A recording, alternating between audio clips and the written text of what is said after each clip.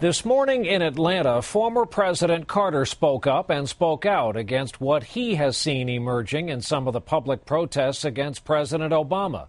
We were in Atlanta to interview President Carter at the Carter Center for air at a later date in connection with his upcoming 85th birthday.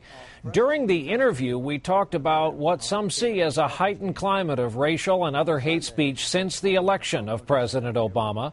A certain number of signs and images at last weekend's big Tea Party march on Washington and at other recent events have featured racial and other violent themes, and President Carter today said he is extremely worried by it.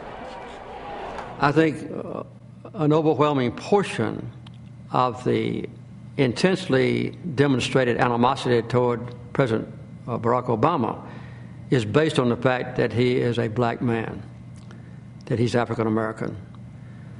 I live in the South, and I've seen the South come a long way, and I've seen the rest of the country that shared this South's attitude toward minority groups at that time, particularly African Americans. That racism inclination still exists. And I think it's bubbled up to the surface because of a belief among many white people, not just in the South but around the country, that African Americans are not qualified to lead this great country. It's an abominable circumstance and grieves me and concerns me very deeply.